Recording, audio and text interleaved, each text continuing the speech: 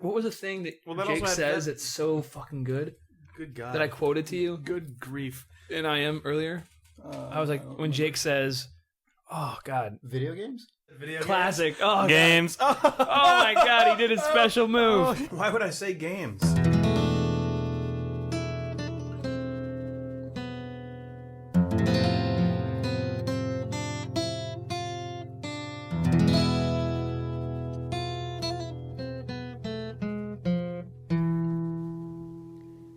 Games, video games, video games, video games, video games, video games, video games, video games, video games, video games, video games, video games, video games, video games, video games, video games, video games. It's Julides 2010, and this is the Idle Thumbs Podcast, Episode 9. And I'm Chris Remo.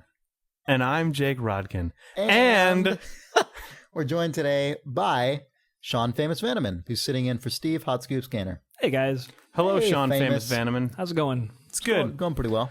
We're going to start by talking about a panel that we're doing. That's true. Really? Yeah. Go on. We're going to talk about video games on a panel at the Pin Arcade Expo in Seattle this September. Our panel is on the third day of the expo, which goes from September 3rd to 5th, I believe, and it will be at 2 p.m. in the Wolfman Theater. So, Home of the Wolfman. Home of the Wolfman. I think as of now, they think they only have a few days left before they sell out of 3-day passes to PAX.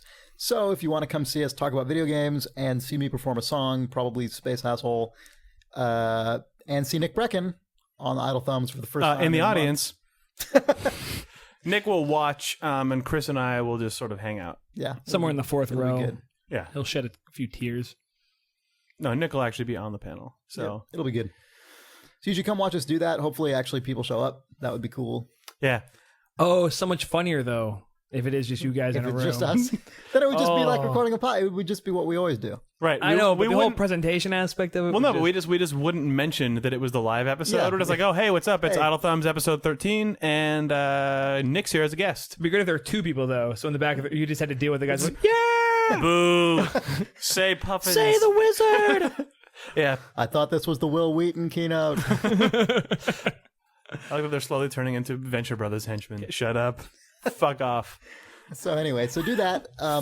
IdleThumbs.net has the details of that event. It'll be good, hopefully.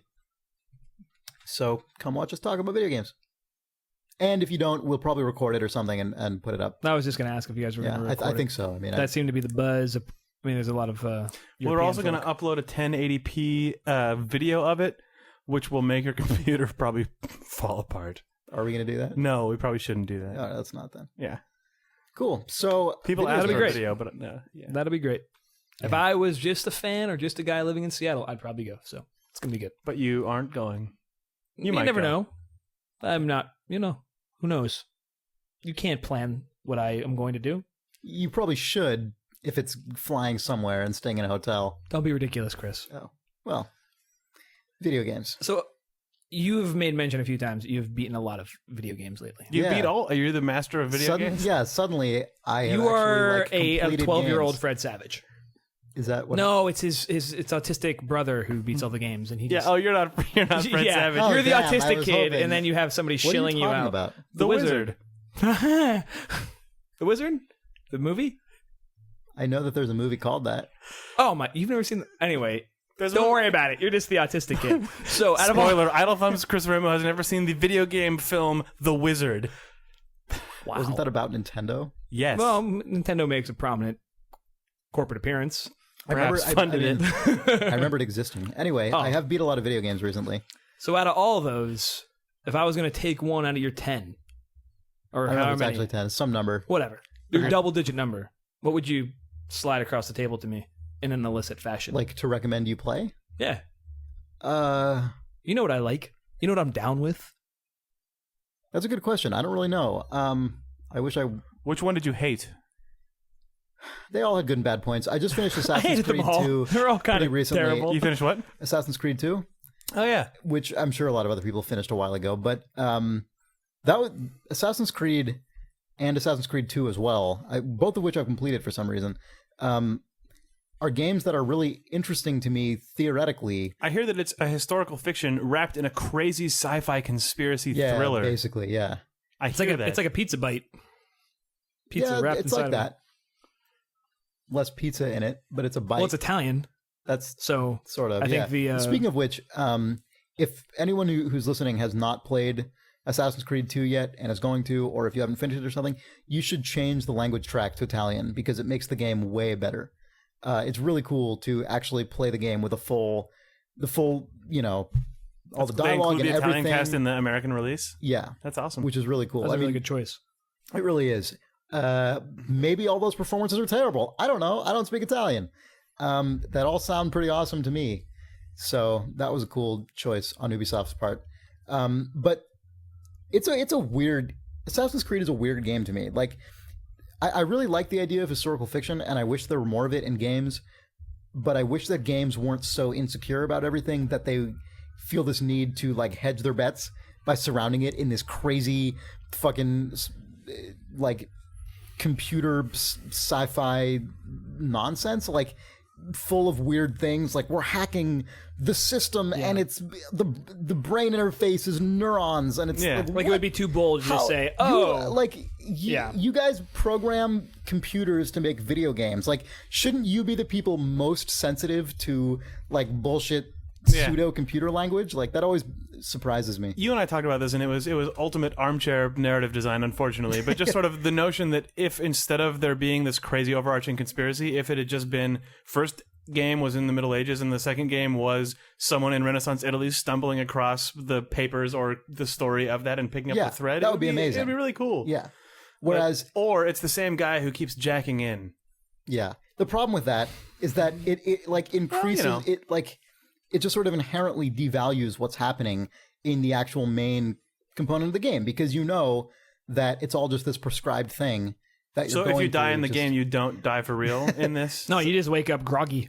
It seems like. You just go back to the checkpoint like any other video game, except there's cool computer stuff that comes onto the screen when it happens. I mean, that's really the only difference. Well, I mean, I would also argue, and this might be probably bold, but like if they were to do it your way, where it's just like you history decouple it, just in history, decouple it from the Matrix bullshit. Yeah, like I mean, I think I would argue that maybe makes the IP more valuable because you can take it out of that context of the game and maybe bring it elsewhere to an audience that has no interest in jumping on rooftops and snapping necks, but wants to. You mean like a film or something, or do you mean a film or anything? Yeah. You know, like the miniseries. I mean, it's unfortunate that like.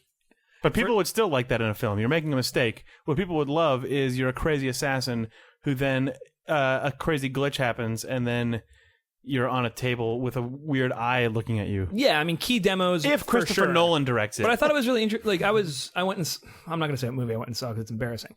But I was sitting there with Predators? It might have been Predators. In my defense, there was drinking involved before, during, and whatever. after. You saw Predators. Yeah, that doesn't mean anything. It made it more enjoyable. But we're watching the trailers, and there's a new Resident Evil movie coming out, and I'm with a girl who doesn't play video games at all. To the point where she was like, "I don't really know what you do. Maybe you should like show me a cool video game sometime. Like, I don't know what a cool one is." Right. So it's like, "Oh, well, we will do that." But show her Aliens versus Predator and be like, we saw that movie. Remember that? It's like half of that, but only one Predator and more. Anyway, she leans over in the middle of this trailer and goes, "Was this based on a video game?" And it's the new Resident Evil movie. Nice. I'm like, yes, it is actually Resident. She's like, oh yeah, it's the thing with the, you know, and like it's just so funny that like you can tell aesthetically, oh, this came from the game space. Yeah. Where I feel like if you decoupled Assassin's Creed from its again Matrix bullshit, that's a good point. You might be able to bring it to a different audience without them thinking, oh, this came from an Xbox. Yeah, what you're saying is reinforced by the fact that they have this idea for this thing set in history and this whole conspiracy that spans thousands of years, and because it's a video game, like they're falling into the exact trap you're describing, which is, oh, we've got to surround it with video game bullshit. Like there's you know what I mean, there's no, it probably wasn't even a question. I mean, it probably was just a given, that you can't just we're not going to set a game in 1342 or whatever. Like, what? Are you crazy? It's a fucking computer mind shenanigan. Like, you know, this is what you do in a video game. But you actually you've enjoyed running around in a city. Yeah, I really like running around. And owning a dude.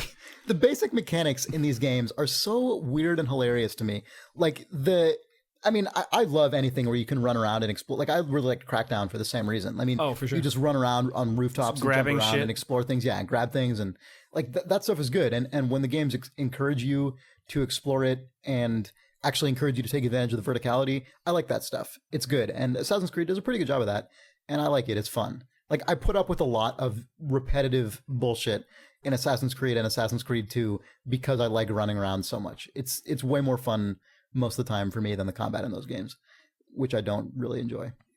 But there are weird, like, the things that they've chosen to allow you to do in the world are so strange. Like, you can hold, and part of it emerges out of the fact that they go for a really context-sensitive control scheme. You know, so like they have press X to flip over a guy and snap his neck, like that sort of stuff. Or like drop down from a ledge. Those are like the same thing. So I'm like, the B button is hand, which means anything from let go of a ledge with your hand, or fucking stab a guy in the face with your sword with your hand. Like, or eat so a depending on the context you're with in, like that's mouth. Very different things will happen. It's really weird. And so as a result of that, when you're walking around, you know, for example, you can hold down A, I think, and your guy will walk quickly. For some reason, walk quickly is also the button for pickpocket things. So you're just sort of walking quickly, but then occasionally robbing people. Just like, but because of the way this game works, your guy will just contextually grab into the person's pocket and do it. So as you're just holding maybe this you're down role playing and quickly walking through the city, your guy is just like frantically sticking out his hands into everyone's, stealing everything, like just like in a cartoon, you know, where his hands are just like bing, bing, bing, bing, bing, bing, and the little money signs are just popping out of people's heads. Like on a fucking Tony Hawk like combo chain. Right. Like, you found all hidden tapes actually. Right. Yeah. It's really weird. And like the best part is you can hire prostitutes in this game, but the thing you hire prostitutes to do is not to be a prostitute really. It's to walk around with you. Basically, so like you hire prostitutes 4 at a time. That's the only way to hire prostitutes. Oh, of course. Yeah, exactly. Yeah. And when in Rome. what you do with them when you hire them is you stand in the middle of them and they walk around with you. That's so you badass. basically you hire a prostitute posse to just hang out with and walk around, and they do all these like seductive hand motions. Like it looks like you're in the middle of a weird music video or something as you walk around. And you're in the Mo Money Mo Problems video. Yeah, exactly. This needs the puffy suit. And so if you do that while holding down the fast walk button, they'll match your speed, and you are just surrounded in this like shroud of prostitutes while you just reach into everyone's pocket and steal everyone's money in the town. It's like, when you think about the fact that some designers had to like sit down and decide what they wanted your basic interactions to do, and like these are God bless those guys. Are there videos of this at this point? Because sounds like people need to just capture that and then slow it down and put hilarious music behind it. Yeah, right. Yeah. But do it from like, so you rotate the camera around so you're watching him from the front, right? And then you put the camera down to the ground and have it look up as your guy's like sauntering through town with his prostitutes, just reaching into everyone's pocket. Yeah, pretty much. And the other thing you use prostitutes for, which is really handy, is to distract guards, like with the promise of prostitution, except they just hang out. Which is really good because it means you get to, you know, steal things the guards are guarding. Which, by the way, the guards guard like just fucking chests of money that just sit on the ground in the So I'm just paid to stand. They didn't have banks. The banking system hadn't been invented yet. What do you want? I thought, didn't the Medicis have a bank? I thought the whole point of the Medicis was look in the sci-fi version of this. History's been changed. Well, you hang out with the Medici. Like, you hang out with everyone. Did they mention banking at any time? You hang out with, like, fucking popes. You hang out with Leonardo da Vinci. Popes? Like, this is multiple popes. So you and the Pope that's not canonical. rolling through town with 4 prostitutes pickpocketing people. This is one of those games where, like... Chris has a way to make me want to play a game. Theories where... Everyone in history is like part of the conspiracy. Like everyone you've ever heard of in history is actually the reason you've heard of them is because they're part of a conspiracy and they have like a magical item. Like it's one of those. Benjamin Franklin it's one of those up? like sub Dan Brown bullshit conspiracy. You know what I'm talking? Right. I'm sure you've seen things course. that are like National Treasure, that kind of thing. Well, Book of Secrets. The first one, second the one. first one. Yeah, the first one's bullshit. And the second one, secrets. But El I don't libro know. de secretos. What? I don't know if secrets is that in Spanish. Go on. But yeah, I don't know. The whole like idea of guards being here just to hang out and like guard money that someone who has money is paying them to do, like Right, or you could put the money in your house. right, and then have the guard that. Just put them out on the street. Maybe it's to test their metal. Maybe it's like a whole guard, like That's true. School Like thing. see if they'll resist taking the money.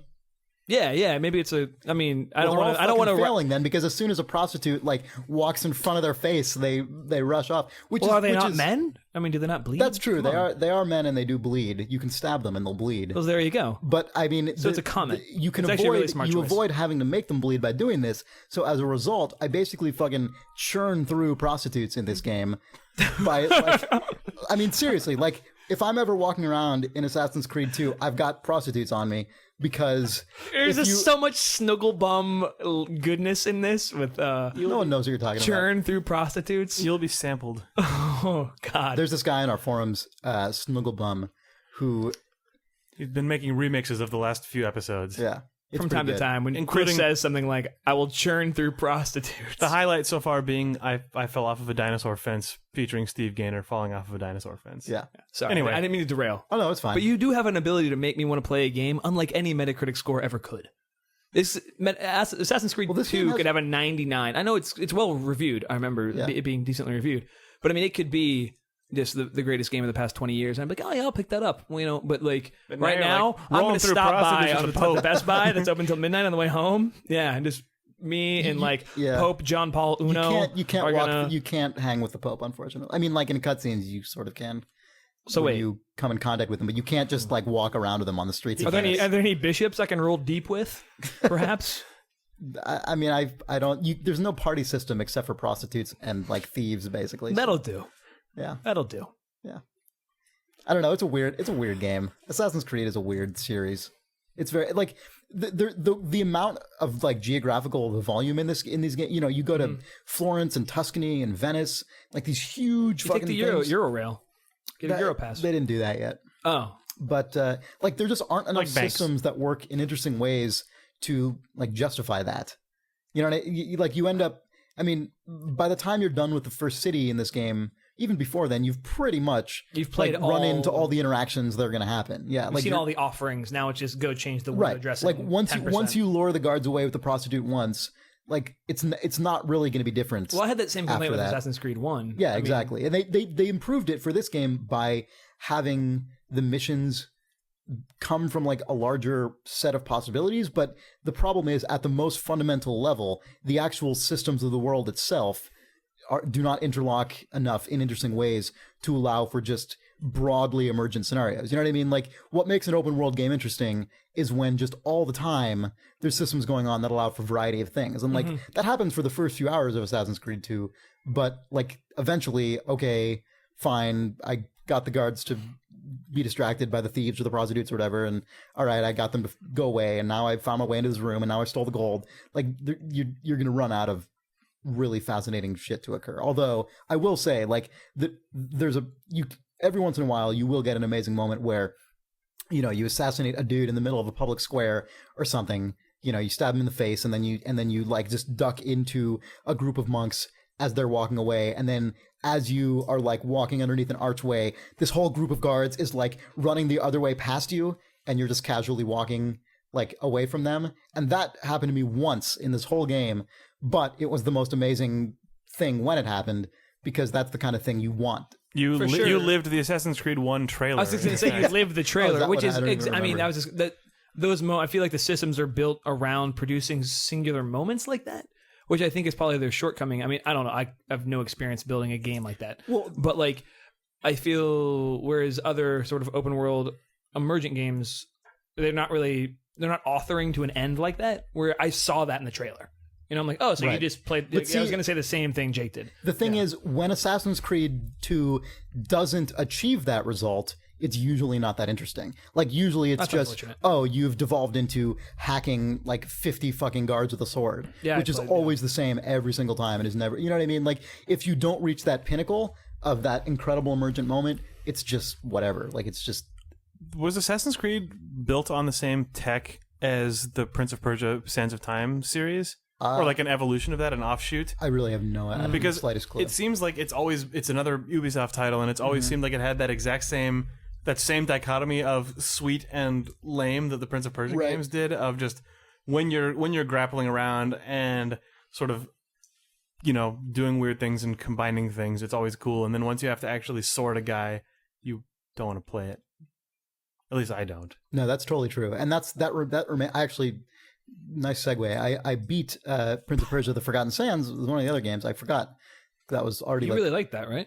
I really liked it for the most part. Yeah, that game is like total, just kind of greatest hits of Prince of Persia: The Sands of Time. Yeah, like it's not.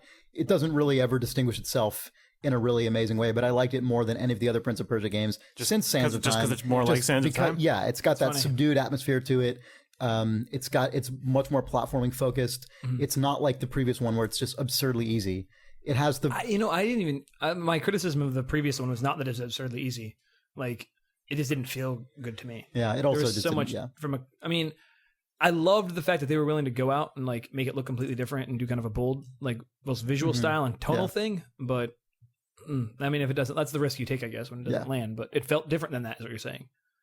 It felt closer to Sands of Time. It was very similar to Sands of Time. It even seemed like they used a lot of the same assets as Sands of Time, honestly, except a little higher res, obviously. But it was fun. You run around, you climb up walls, you I don't know. I saw the stopping of freezing of water and climbing. Yeah, that stuff is interesting. I kind of went back and forth on that. Like in a lot of cases, that stuff is just like you press A here and now you can go across because the water is frozen. But they start mixing in a lot of timing stuff, right? So like you freeze the water now because you've got to swing on the thing, but as soon as you leap off of the thing, there's a frozen ice water wall in front of you that you have to let melt really quickly.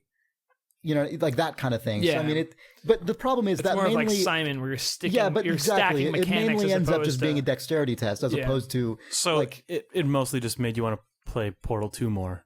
Yeah. Jesus Christ, do I want to play Portal 2. Oh, man. God damn. We're just going to take a moment and just have and ourselves the moment of the Portal 2. Oh, what? You're talking about a different thing. Oh.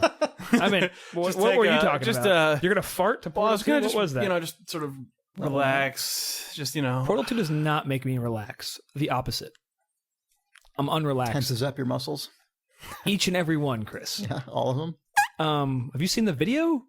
You've played it. Oh, you've son of a lived bitch. It. You visited a science laboratory. You lived the dream of seeing an E3 demo of Portal 2. That's why he looks so happy. Look at him, he's beaming. Did you play it? Did you beat it? Let's hold him down and just... I beat some levels. Never mind. I didn't beat the video game. I'm just talking to the readers over here for myself. Sean Vanaman in the right channel. Yeah, I played... You sat down and just beat the game. Just like you do at every press event. You sit down. You're just, I'm video game champ coming in. Like when you beat Red Dead Redemption at whatever convention that was, and then you just sat down and just crushed, apparently, Portal 2. Yeah, sort of. Spoilers here? It was kind of the other way around because I played the co-op part with Eric... Wolpaw? Yes. Who is the writer, or the co-writer on this one, and he was the writer on Portal 1. Oh, I just sat down and so you sort of had the Resident Evil 5 co-op experience with this guy? Yeah, right. Well, yeah, because he'd done this demo a million times. And so we sort of sat, like, they've got a good system in there for co-op in Portal 2 where you can point at anywhere on the screen and hit... Oh, you were mentioning this. You can sort of paint a dot on the wall, basically. Exactly. God, that's it'll really be a little sharp glyph that indicates, either look here or jump here or make a portal here or whatever. They just got Can you change that symbols. glyph to... Oh, you can. Well, they've just got a few different symbols. You choose which one you want to tag on them. Man, it's really good. Well, I mean, when you told me about that the first time, like when you said like, oh, you can paint a dot on the wall. It randomly selects one. No. Time but that's very. I mean, that in itself feels very like revolutionary in the cooperative first-person space, like being able to communicate with a non-destructive action. Yeah, and non-verbal. Yeah. Yeah, very. But then, like, can you upload we're a also going to spray? give you a lexicon. What the fuck? Yeah, can you upload a spray to paint with so that people will start jump putting to the dick? retarded little animated so valve sprays of a boob or a dick. Jump to the scrotum. The scrotum. Put a portal in this ball sack. Like you a New could Zealand make the rugby Goatsy player. Man in a really horrible way. Oh. I'm just saying. So you and Wolpaw were looking at dicks and butts, apparently. That's and true. We were playing doing that. co-op. You're firing portals Then into after that, we butts. decided to play Portal 2, the cooperative demo. Oh, and that I was see what really you fun. did there. It's really different to Portal because, like, it was interesting, actually. They said the way that they originally approached the idea of doing Portal co-op was by thinking about when they would watch people play Portal 1, and they played them like how people used to play, like, adventure games on the same screen, where one person would be over your shoulder. Used to play. Well, I mean... Like, people still do play adventure games. I don't think people play them in that way probably as often these days. There was a thread about that on the Telltale Games forums, and some people do apparently still play them. That's like good. that. I'm glad to hear that. With their sick and dying fathers in the hospital. So, go on. Thanks, Famous. They designed it based watching people play over the shoulders of other players. Right. And so it really does feel very different because the complexity of solving a Portal puzzle with two people is like the number of possibilities are more than twice as many because you've got 4 portals instead of 2.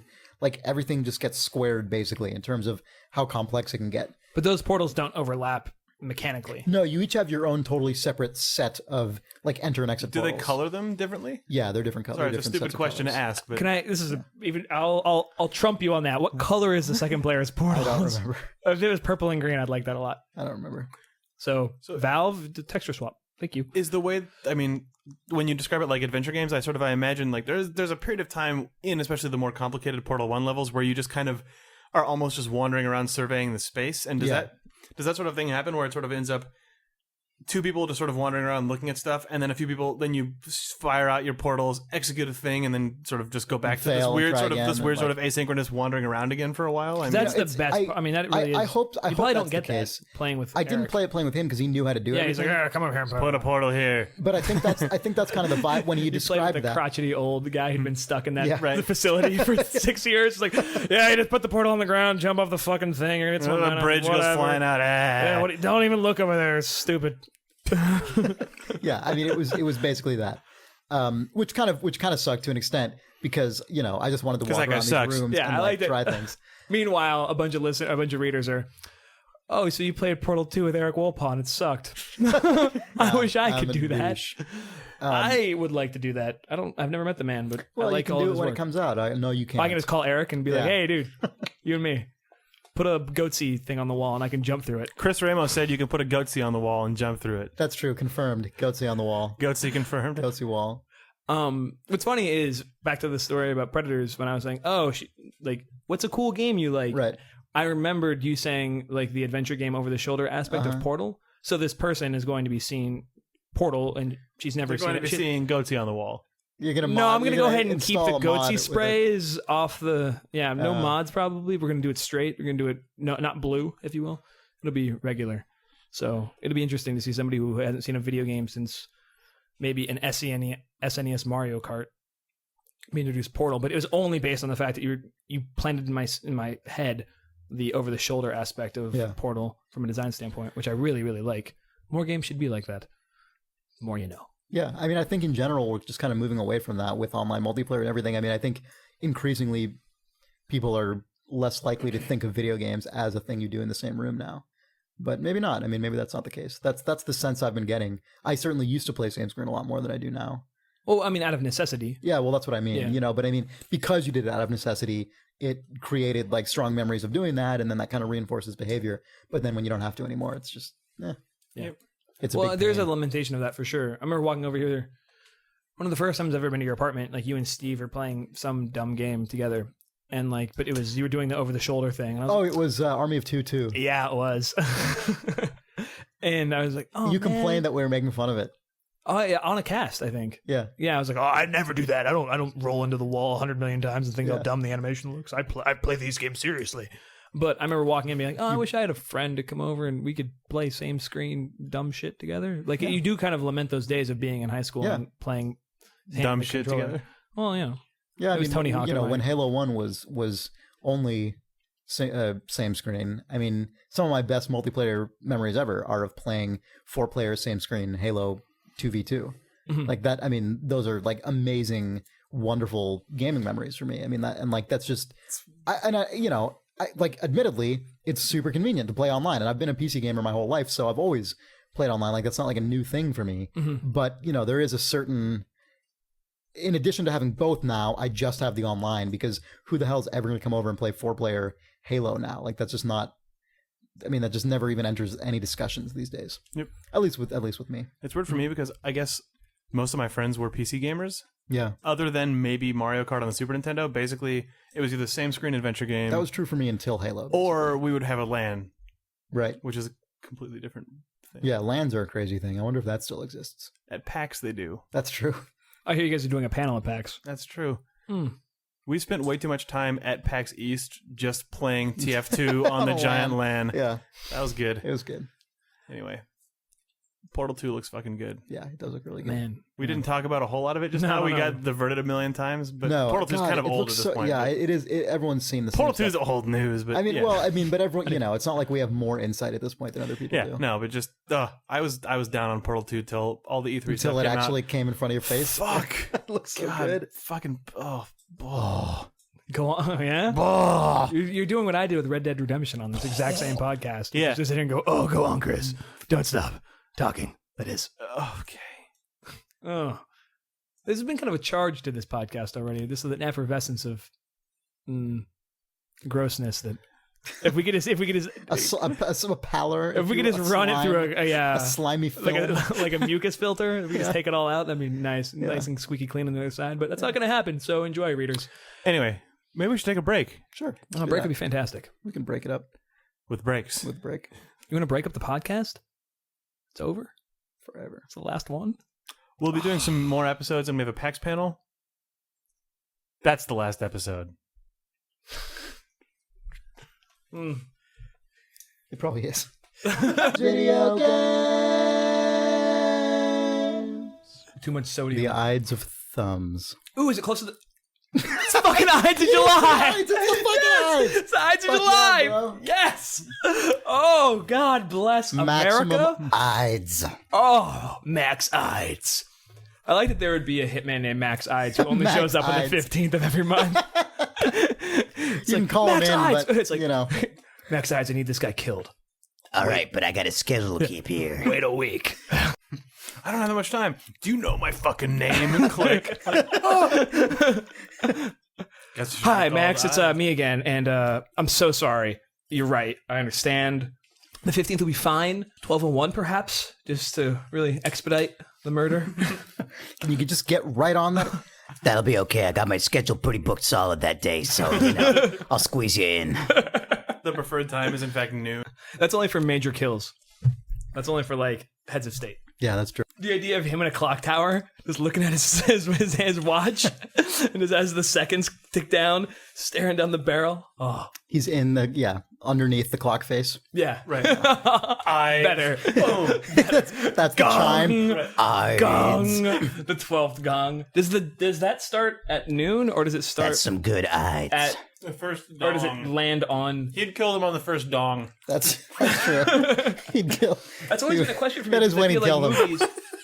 But movies that do that are like the bombs going off at 1 p.m. or 12. And 1 p.m. Dong, boom. Not a bad example. But the movies that do that, it's always like the hero's running at that first dong. Right. And then he gets... Oh, yeah, the hero's running from the first dong. Fucking Max Ides doesn't wait around for that bullshit. But you know what I mean? Yeah, Max Ides only needs one dong before he makes his kill. I didn't know if Big Ben did the math, but I guess he doesn't.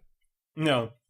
Big Ben is Max Ides' sidekick. Also, he's the guy who calls him and gives him his job. Oh, shit. Except it's a little kid. Yeah. Max Ides. Max Ides and Big Ben. Oh, fuck yeah. You mean fuck this? Video game. It's too bad that Apple's actual response is you're doing it wrong. That is too bad. Yeah. Well, also, their actual response to me saying bullshit. this. The first response was you're doing it wrong. The second response is maybe we're calculating the bars wrong. Like, what? Maybe reception's not even real. Maybe there's a cord coming out of your phone that's invisible. Maybe you are fucking calculating the bars wrong, in addition to fucking not having a signal. Right. What we meant to say was if you touch the phone, the bars go down. Oh, wait, no. But they do. I mean, Consumer Reports did a test that shows that it is, in fact, actual signal quality. It's not just I love that bars. Consumer Reports occasionally is like, we exist still, and we are testing this phone. Like, whoa, Consumer Reports. It's really good that they I love exist. Consumer Reports. Such a They're relic, badass. Though. Like, these days, they don't accept advertising. Like, They're still they really don't good. fucking do any of that. But yeah, that's They bought not, Consumerist, which is awesome. That old I know, Gawker that's blog. right, I saw that, yeah. I still read Consumerist I every really day. hope that there remains a market for that kind of company because they have nothing in common with the way anyone does business today, which is basically sell every single shred of your credibility for a huge fucking flash ad of a man parachuting onto your fucking front page. Like, there's no, I mean, like, there's no, the Consumer Reports model does not fucking exist. Like, that is going out the goddamn window. Like, we thought it was great when we got rid of fucking pop-ups. What we have now is a million times worse than pop-ups because now we just have these flash monstrosities that pop up a full HD trailer in the middle of your fucking face when you're halfway through reading an article. Video games. So, We're back! We're back! Wow! I'll tell you What what are we gonna didn't talk happen about? during that break. Chris and I didn't get an ideological debate about the state of journalism. We talked about Max Ides. That's right, we talked about Max Ides. Yeah, coming soon from idlethumbs.net. So, we're back. I played a game What game did you play, on the Sean, Xbox famous Live man, Arcade. famous? I played Snoopy Flying Ace. What? Fuck you guys. It's fucking Why good. did you? I played. why feel did you play Snoopy Fly? Wait, go ahead. I'll tell you why. I No, did. at E3 years ago. Was it Namco Bandai? I played a Snoopy Smart game. Bomb is the developer. They're good. The one I played, I think, was by Namco. They might have been the publisher, but Smart Bomb, I think, developed the Red Baron one as well. As this is a successor, I believe. I mean, I'm glad you know so much about this franchise. What? I did a little research. Well, For... how did you end up with this? So, I guess it's really based on my video game playing habits. Well, if I would have to go back. If I have to get in the Wayback Machine, talk about when I first read Peanuts. I thought this would make a sweet video game. This would make a sweet flying video game based on Crimson Skies. Visceral Games, Peanuts. But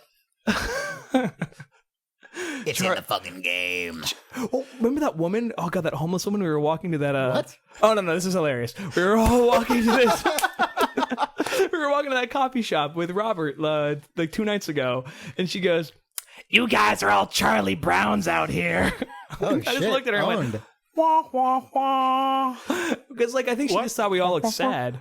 Yeah, You know? but Did what you? she actually meant was Were that you sad? we all were bald with one little curly hair and Were had you all yellow wearing, like, shirts with zigzag zigzaggy shirts? black stripes. Jake was wearing his zigzaggy yellow shirt. Yeah. So only Like he I'm does. Charlie Brown. he had a tiny little yellow bird. Were you so- wearing that? Yeah, I was dressed in my Charlie Brown cosplay. That's good. But she accidentally thought If that you we were go all as Charlie dressed Brown, that. I will go as Pigpen for Halloween. You have my fucking word. Oh, on the cast. Jake's too tall to be Charlie Brown. No, but That's I mean, the real reason. yeah, Jake's not 3.5 feet tall, so there's no way you can pull off a Charlie Brown costume.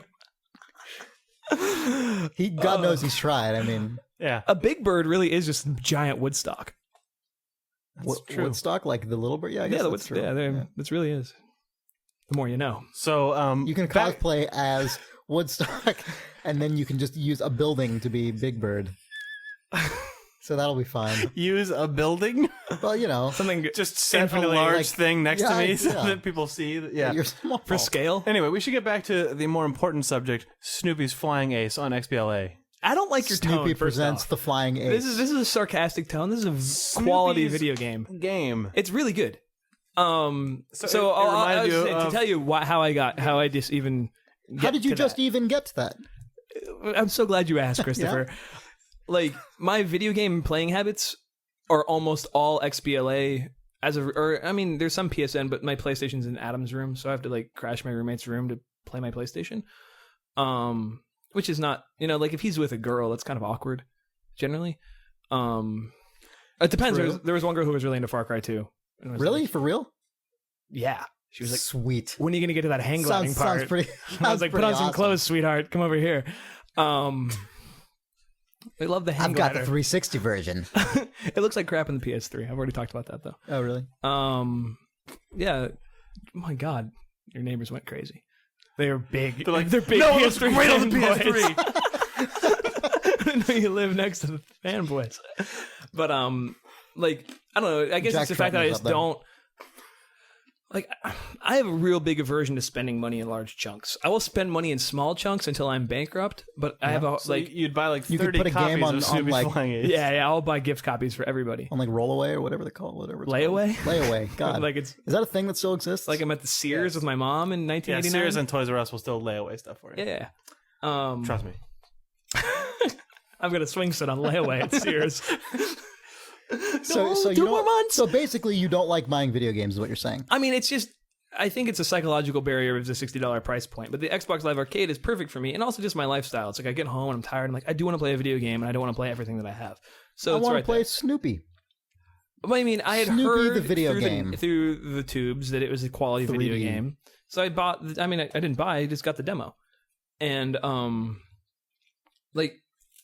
and added it to my XBLA repertoire, if you will. But it's really fantastic if you like Crimson Skies meets Mario Kart, essentially Mario Kart Arena. And So it's got everyone real- who likes that combination.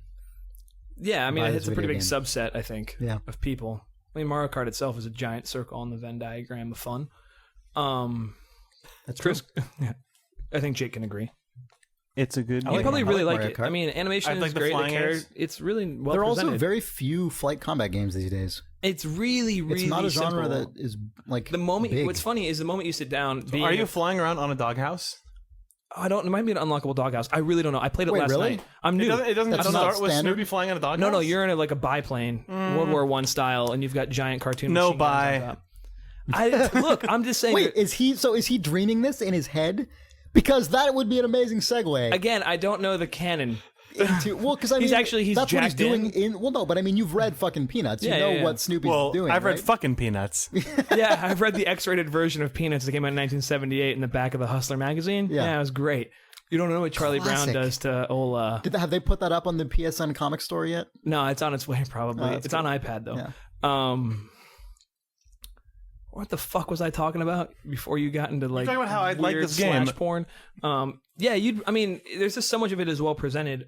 Like just even the opening screen is just a majestic Snoopy like with a biplane behind him. It's so that sounds good. pretty good. No, but like the IP is really well used, and it's just For what end? all ends. Name an end, and it's great. I don't know. Like, what does it have to do with? I mean, not that this is like a sore point for me or anything. I'm just. What the fuck does this have to do with Peanuts? No, I'm just actually There curious. would be a goddamn Christmas special. I'm curious because that comic strip could have almost nothing less to do about flying around shooting things. Except No, that except Snoopy it's- dreams that he yeah. fights the Red Baron. yeah, Yeah, but yeah. it- It's Do a you giant. slip and go, ah! No, nobody yanks a football out from in front of you. But his dreams about that, it's like this weird, like when he comes out of it, it's this weird crushing moment of like self-realization and like, oh, I guess I'm not that guy. Look, like, I will it's- go through the entire Like game. Peanuts is a depressing comic. It's not, you know Yeah, what I yeah. mean? Like it's a weird thing.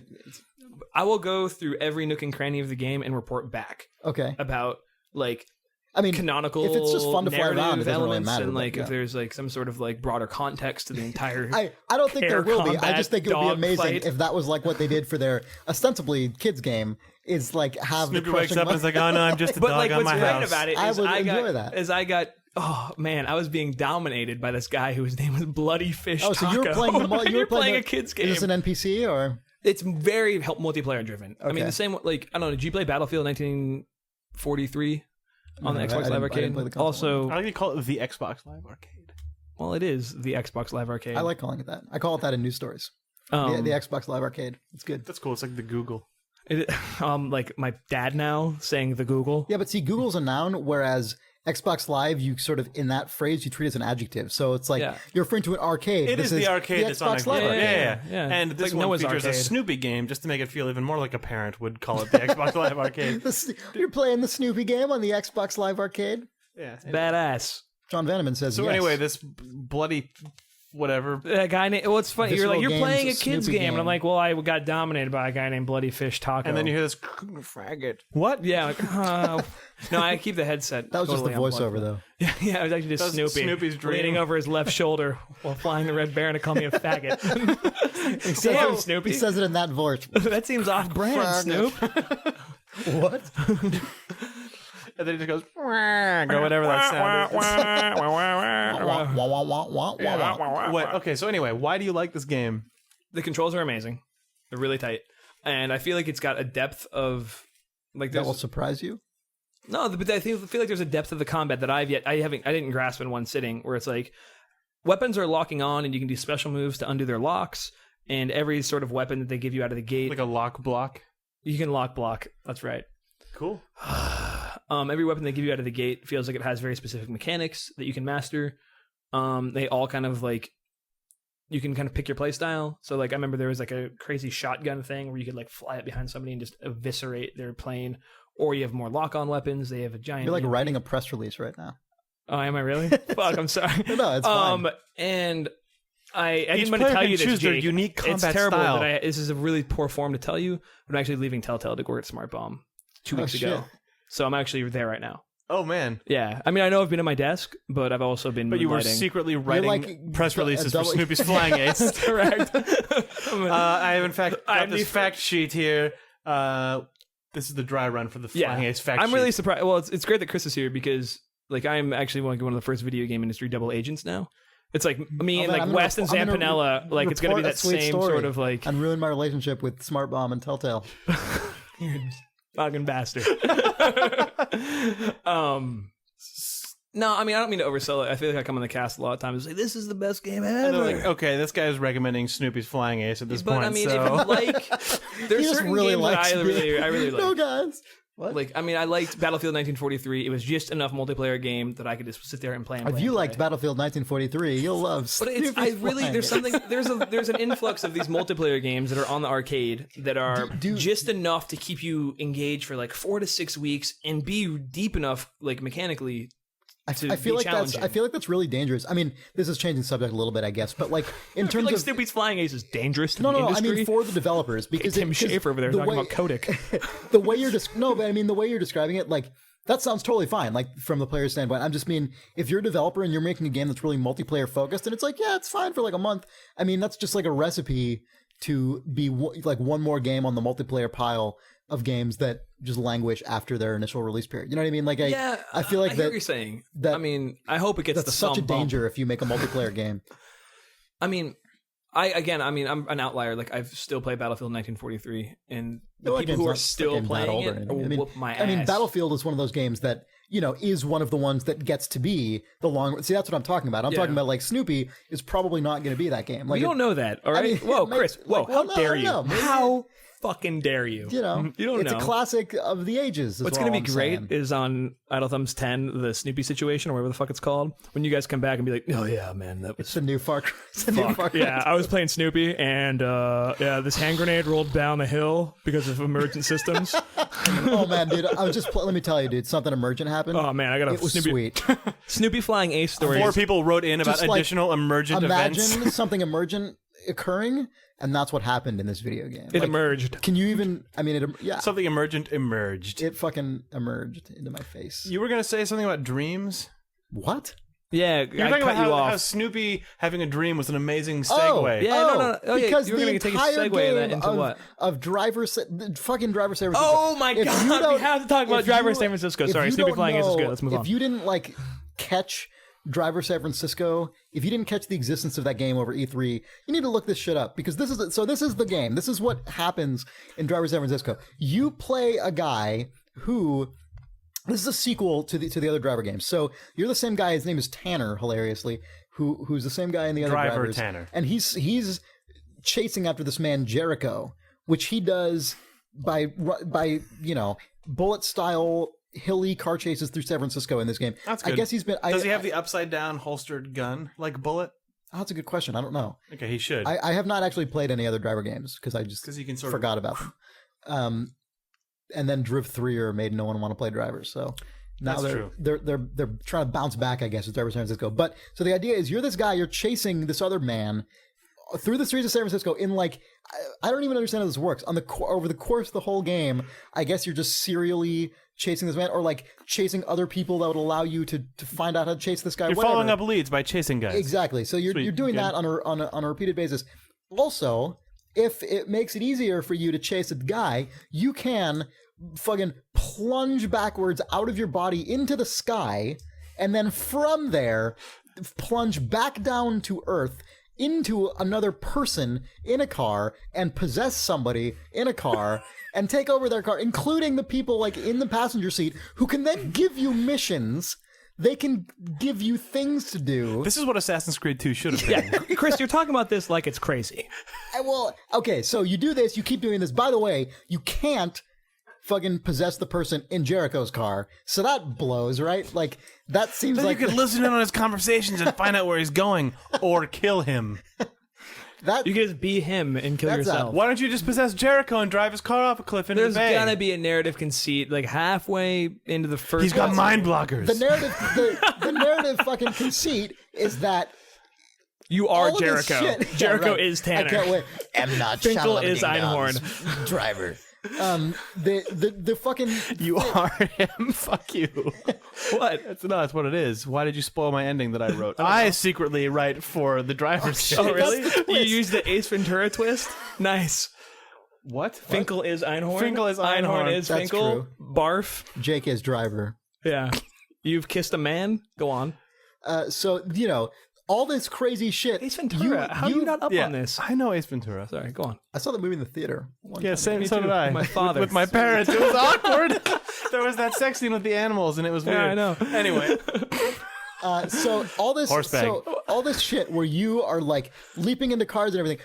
Apparently, the whole thing, your character is in a coma, and he's dreaming, doing this, and the video. so he doesn't even catch the guy. Well, I don't know. He is- I mean, well, if He you, wakes up. if you I know where Jericho is. like what? Oh my god, if that's the last scene, if you're you running catch through the him streets of in San the Francisco dream- with IVs trailing behind you. Do you catch him for real? Does that happen? Like, I hope so. If I wrote this Jericho game- never existed. there's got to be a reason that this all happens in his head. Like, when he wakes up, is he holding the guy's neck? Did he like come into his room to check on him?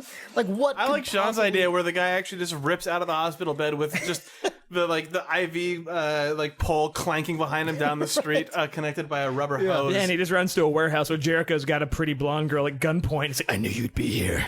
Fuck yes. That would be amazing. If there's any time for a rewrite, or maybe that's what happens. No, maybe it's even better than that. Let's And we hold just out can't hope. even picture Well, it. this is the thing. maybe. Like, they've successfully made me want to play their goofy video game. Because Like, you want to see the stupid bullshit, but you don't like Assassin's Creed 2. This is the same exact it's thing. way different. Whoa, no. He's in a coma. Jake. offensive. Okay, Sorry. this is the difference. Driver is one, like, or at least this Driver game. I haven't played the other one, so maybe people who Here's the thing. He's in a already like- coma in the year 2396. What do you think about that? What if that happens? That would be stupider, probably. But I mean, whatever. That's not the point. The point is, I dreamt I was for like a me, bullet. like, I mean, this is the whole game, right? Like, A guy 400 years from now is a giant Steve McQueen fan. That's his fucking fantasy. But no, the entire conceit of this is that Assassin's Creed. That's not really true. Like, in Assassin's Creed, really, you're just playing a game in history, and they layer this shit on top of it. You're not actually That's in the exactly the It's not- same. it's but I not mean, the other same. than the No, fact no, that no. the If it was psychology the- jumping conceit of if the it was gameplay, the same- which sounds, seeing the video looks really cool. It does. It is fun. I played But I it mean, at E3. But I mean, I'm saying if they You're were right. the same in Assassin's Creed 2, you could fucking go into the Matrix and like go through a wall or something. You know what I mean? Like there would be stupid sci-fi shit there to back that up. It's not. It's just we made a historical fiction game, but we don't have the balls to actually So put it in history. So you like that Driver San Francisco is secretly a lucid dream simulator. I like that it's just. I like that Driver San Francisco appears Where you get to its be sweet okay. chases. This is no. I like that Driver San Francisco. I'm saying that's actually cool. Yeah, I like that it has the. I like that it has the sort of like self-awareness to just be like, look, we know this is ridiculous. This is absurd. You're flying out of cars and flying into other cars, and your guy's dreaming, and you're catching in man. Like what? Like what? I like that the whole game is just like, fine, this is insane. Whatever. Assassin's Creed 2, I feel like is so self-serious We're like, and like this is real. really thinks that this Yeah. idiotic conspiracy is like Yeah. super cool. And if you saw the ending of this game, you'd agree with me because it's. You've already absurd. seen the ending of Driver San Francisco? No, Assassin's Creed 2. I was like, oh. So you're saying there's No, not no. a I guy don't want- running through the I streets don't of want San anyone to Francisco spoil with Driver IVs. San Francisco for me. No, because we are all. We're gonna lock this is ourselves gonna in be- this fucking this is room gonna be an and play event. this game. We're gonna be the only people who show up for the game GameStop like 12 o'clock. They're not even gonna have one. Like we'd all We're gonna meet be at the like same Best there. Buy on gear. Be like, oh hey dude, you pre-ordered too, huh? Great. Yeah, fuck yeah, man. I thought there was going to be a midnight I got here launch early of for the this. line, but there's no one here. No, so apparently we we're totally just gonna have to wait till We're live. first. beat the line, man. First. I mean, brought the tent. I got the man. pop tent. I'm gonna go do a pizza run. I don't know if you want to pitch in. Probably some other people are gonna come. You know, we can share with them maybe. I'm gonna get it like extra large. What's funny is it's the exact opposite of what I was saying about Assassin's Creed 2, where it's like, oh, this is a video game, and if you subtracted the bullshit video game-ness of it, you'd have a still decent historical fiction story that you could present to other audiences. Right. Where this is like, we're going to take Bullet, a hard-boiled, like, San Francisco action thriller, and then we're going to add some video game bullshit to it and put it in the video game space for that audience. It's like, Well, opposite. no. See, the thing is, I think where they arrived at San Francisco, and this is hilarious to me, and I'm totally fine I'm with it. for that. It is- sounded pejorative, but it's not. all it is was we think it would be cool to have a mechanic where you can jump from car to car. How do we do that? Right? Like that's. I mean, Yeah, no, you're surely- completely right. 100% Like 100%. certain I that's can where they're imagine bullshit it, from. but I think it's too hilarious. I can imagine to not being be in that annoyed by meeting. It is kind of bullshit if you actually I mean- care about the reality of this chasing game, but I don't. If we go to the launch of this game and the hilarious obligatory dude in a pickup truck drives by and goes, "It's all fucking dream," at least we can say, "We know, man," and then he can keep driving. No shit. Yeah, I like the fact actually that they're upfront. That, you know what I mean? Like, I like the fact that they're not trying to Shyamalama ding dong it out and just like at the very end of the game be like, "Oh my god, it was in a dream." That poor fucker, by the way. What, he fucking poor directed fucker? He Avatar got The to Last direct Avatar. Airbender. I know, just like Shyamalama Ding Dong is now just his. It's on fucking Wikipedia. It has to be. Well, I mean, he made himself a caricature, so he's gonna get a goofy Yeah, name. I know. I agree. Carry on. But no, I mean, I like the fact that they're Poor just, M. Night Shyamalan. It's Snoopy's flying ace. you don't even know what you're fucking talking about, Jake RROD Kin. Yeah. Oh, wow, he's so sad because his Xbox doesn't work for the past 5 fucking months. You're on a video game at this podcast, for point, it's Christ's your sake. fault that it no longer works. I know. Could have red ringed 6 times between now and then. Maybe it did. It's hard to say. It hasn't been on. It's covered in dust. I saw it yesterday. Yeah. It looks disgusting. It looks like the way they find that cask in the sewers in Indiana Jones and the Last Crusade. You know what that reminds me of? Indiana Jones ruined like fictional prehistoric machines for everything now. What? Like, you know, well, because you know, Indiana, What a fucking outlandish Record flies off the fucking. fuck No, Indiana no, no, no. Jones for this obscure reason that doesn't actually make sense when I say it the first time. okay, no, you know, in Indiana Jones, like he'll find the crazy tomb or whatever, and then he like And then it's steps on a pressure plate and like a spear shoots out of the wall. or Yeah, whatever, you classic. Know. I mean, stuff like at this point, every video, like you know, Tomb Raider, Assassin's Creed, all these games, just like. Because there's no accountability in a video game, you just make the geometry do whatever you want. You don't have to worry about production design or anything in the same way you do in a I'm movie. trying not to It's laugh. just- Carry on. No, everything. Everywhere you go in Assassin's Creed, like walls are fucking opening and like disappearing, and things are spinning around, and things are transforming. Like even totally mundane things like opening up just a fucking normal chest where a thing is in it. Like He spins around and holds a rupee above his head. no. No, but the chest was in fact made by a crazy like master German watchmaker. Yeah, the chest has like a skull that splits up into parts and spins around for like you know. I mean, it's just Well, that's such a animator. given You need to in do the something. language of like weird historical fiction stuff now that it's just like, oh, everything is that now. Whereas in Indiana Jones, it was like these very particular moments and this really convincing visual look to them. I mean, That's the So why fuck Indiana Jones? Because Indiana Jones gave her. That's like saying fuck Alien for making I'm cool not saying- corridors. I'm not saying fuck Indiana Oh, okay. Jones. I'm saying That's Indiana okay, Jones caused this. I'm not saying they shouldn't have done it. Okay. I'm saying that it is the reason. I always like it when it's just a regular chest. I think that there's Yeah. a certain sort of class or style of art director or art style where that's just deemed not cool. I always like when things like that are just Well, that's a true boring in video thing. games. Yeah, I in completely video games, agree with you. everything And is. in modern genre film, you can't. Where it's like, oh, we're working on the new version of the Iron Man suit. Like, it's the fucking same suit. No. We spent 300 years making this new suit where you'll notice that the metal is slightly different colored and the belt unbuckles in a crazy new way that we think people will love. So you didn't like the new Iron Man suit? I don't give a fucking shit about the new Iron Man suit, but they're That's pretty like cool. the idea that you can't that you can't just do that and like, it infuriates me. Sorry. What can you How about the new do? Batman suit?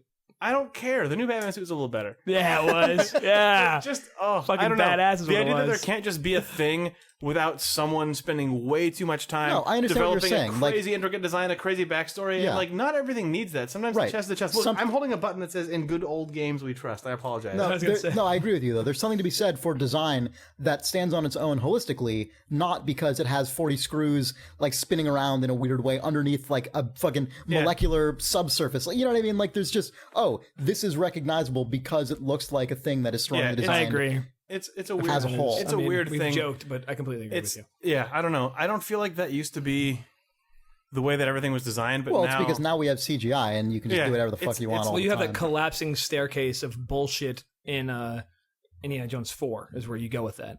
Where it's everything in that movie is a cartoon version of that like 10,000 million hinges based with tongue and groove. Like, ugh. Right.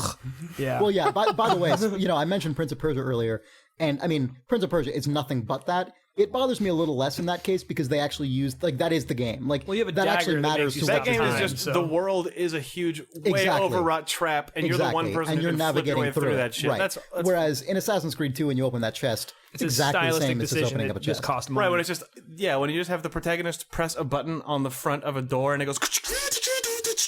Right. Who the fuck was building this? Why are you like interacting with Leonardo da Vinci, like one of history's greatest engineers ever? And he's like, I think I can maybe figure out how to build a glider. Meanwhile, you're tramping around these corridors where it's like, like what? Sucks for fucking Leonardo da Vinci, apparently. Like, I guess that guy was way more behind the curve. Criminal than everyone- mastermind, in fact, employs a guy with 4,000 times the mechanical skills that Da Vinci has. Yeah. Right, of like, I'd like to And make this apparently tank, but we don't have the technology hydraulics yet. and Oh, well, the pistons. guy 3 blocks down has Yeah, we're in the has same this crazy city here. door that will blow your mind. Yeah. By the way, speaking of Prince of Persia, there's a funny they did a really cool thing in Prince of Persia: The Forgotten Sands, which I appreciated, which was that many times you just don't have to fight the skeletons. You know, like you'll run into like no, that's a big deal. You just don't have to. No, like Chris walks into a room full of skeletons, like, guys, And in this one game, they're like, I'm not completely. Look, no, it's funny. It's funny you paint it that way because what ends up happening when you do this, like I hate fighting things in Prince of Persia games. I'm there to run around and swing on a pole and run up a wall and jump across a spike. Like that's what I want to do in those games, and that's what they're good at. And the combat in this game is much easier than other ones. So when you do, So have do to they fight, sort of it's chase fine, you out of but- the room? No, what happens is That's good. because in this They do that game, in games. well, because in Prince of Persia you don't run right out of the room. You spend a while like working your way vertically up that room, so you're in the same room as these enemies for a long time, right? Because you have to like press buttons and run across things and run back and back, like do all these things. You know what Prince of Persia is You have like. to play a Prince of And Persia so- game in exactly. that room, yeah. And so you will With a like. skeleton. You know, you'll be running around they're on the all ground, bones. and all of the skeletons will like, you'll get the cutscene where you walk into the room and it'll zoom in on a fucking stupid face and it'll be like roar, and the camera will zoom in on it for no reason. You know, like for some reason, video games feel like They have want to you do to that all know the that there's time. an angry enemy. Yeah, and so that'll happen, and then they'll all start to converge on you, and you'll run away, and you'll run up a wall, and you'll jump on, do like a handhold or whatever. And then what's hilarious is they will just follow you on the ground and just stand there, Just waiting for you to and fall just, down like a look cat up looking at you, for a squirrel. Look up at you expectantly, like they'll just watch you, and as you swing, like they won't make any noise, and then as you swing across like vertically, they'll just walk underneath you and like That guy's follow gonna you fall. around in this little $10. match. $10. He's gonna drop, and then we fucking got it. Don't even.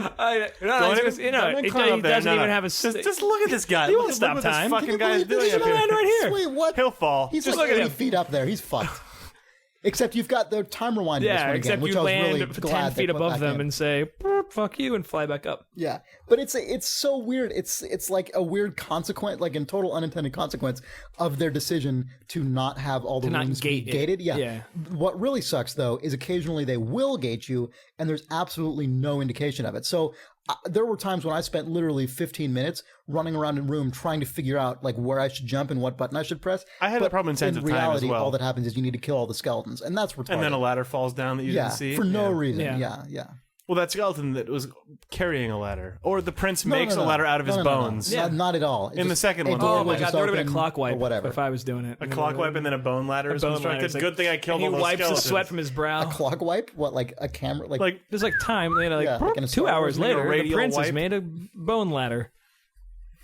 the princess made of bone ladder? The prince has made a bone ladder. The princess made of bone ladder. That's the subtitle of She's this, the of maiden. follow-up. She's the maiden of Bone Ladder, which is a kingdom next to Spleen Bridge, But let's go on. Yeah. So that's what happens. I don't know what you're talking about, but that's what happens in Prince of Persia: Forgotten Sands. Bone ladders. Bone ladders. It's pretty good.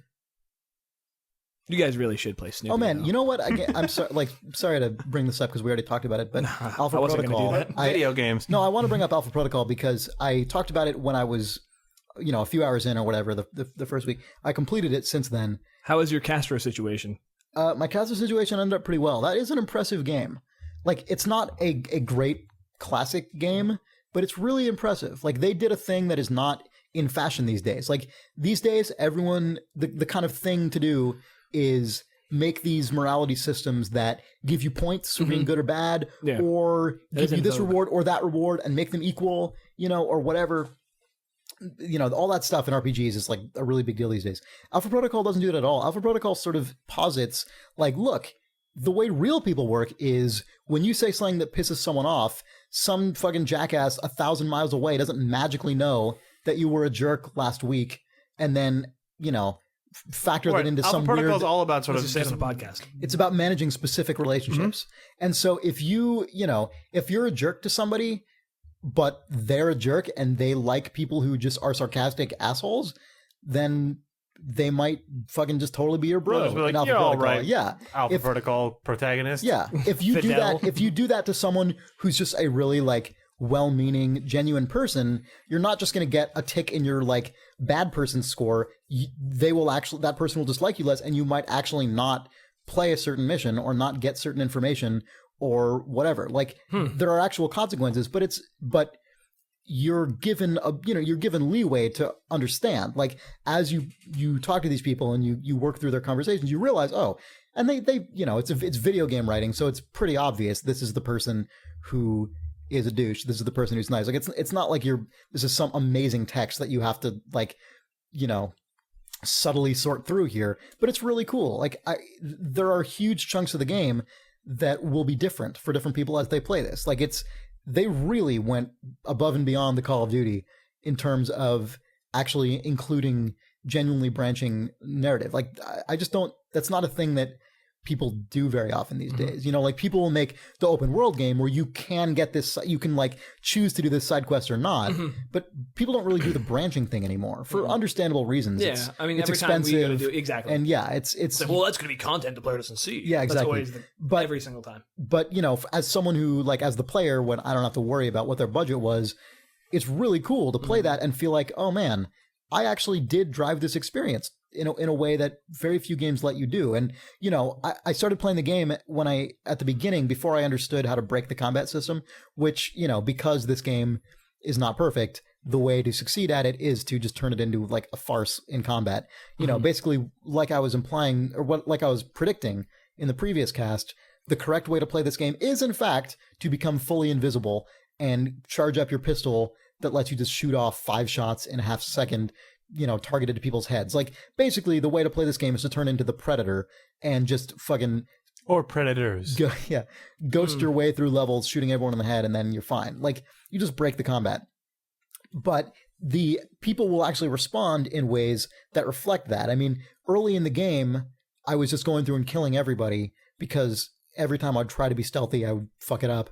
And it would just devolve into idiocy, right? Running around shooting everyone. And I kept getting shit after these missions. People being like, Jesus, whatever your name is. Like, I don't even remember the guy's name. I told you. Protocol. Jesus, Protocol. It's the story of a protocol. We told you to be quiet. What the fuck was That's that? Abner Protocol. 18 Marines died in this siege. What the fuck? And I'm like, fuck you. It really bothered me because, it was like they were hammering home their own game's system's failure to support the type of gameplay that they say they can. And that was really irritating. And it still is dumb. But once you do get to the point where you're so overpowered and the systems are so broken that you can do it however you want, like you get to the point where you just sort of win the combat. Like you win the battle with the combat system and you can just choose, I can just mow everyone down or I can tranquilize everyone and I'll be fucking invulnerable. And like, but after once you do that, you realize that this is actually reflected in dialogue, and people actually start referring to you as It's the someone grim who sleeper, operates in these different putting ways. people Yeah, to sleep. and you get They call little, you the Alpha Protocol. you get little like perks, Delta Protocol. kind of like in. Like Alpha in the Protocol. original Fallouts when you could choose perks. Like in this game, you get stuff like that, but they're assigned based on your behavior. So That's good. It's cool. It actually creates the impression that you are progressively building this character over time, like in a way that is way more adaptive than most RPGs are these days. I don't know. It was interesting. Because funny, the people who I know have spent like a long period of time with that game echo the exact same sentiment as you. Oh, good. That's really good to hear. Actually, Like, I mean, that's almost exactly what Robert said. Because he like waxed on about this game for a long time. Yeah, it's funny that, Being a coworker of ours who's a programmer. yeah, but that's good. I'm glad to hear that because a lot of times, because I feel like I feel like the in general the zeitgeist, discourse of this game has just been like, the discourse whatever, has been, man, it's not Mass Effect 2, it's it's fucking like, bullshit. yeah. Like, yeah, it's And it not has Mass like a- Effect 2. It's really, really different to Mass Effect 2. Well, I guess they had a sequel plan that isn't happening, is what I heard. I don't know if they had one planned or not, but if Well, they I did, think it's certainly not happening now. They yeah, declared yeah, that they're not doing another one. right. Which sucks when you it kind of sucks, but it also, like, the important thing about this game was not this character and this plot and this franchise. Like, the important thing was these systems and this it'll just be interesting design to see mentality they if those employed. systems carry on, right? Exactly, right. Because it's like, I mean, I was probably really quiet for a second because I leaned back, but I think it's games like that where you see like kind of a mediocre first outing and then their second outing is actually really great, yeah, well, I mean, if it's mediocre and interesting, exactly, like, that's what's important. Yeah, I'm trying to think of a good example off the top of my head, but I mean, that feels like a game that was ripe for that.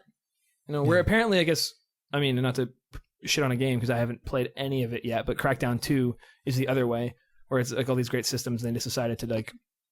well, I don't even. Yeah, I haven't played Crackdown 2, and I have. I'm this is all third hand. Yeah. Yeah, no, but I can say that, like, from my perspective, when I look at Crackdown 2, I loved Crackdown. Oh, me too. I thought it was a great game. But when I look at Crackdown 2, it's not even like it looks bad. It just, I'm like, oh yeah, I played that. It was really fun. Mm-hmm. I don't really need to spend $60 more on this again. Like, it's disappointing because I liked Crackdown so much. But when I look at Crackdown 2, I just can't get excited about it. Like, it just looks like such a perfunctory sequel to me that, I don't know. That was a disappointment because I did like that game a lot. Mm-hmm.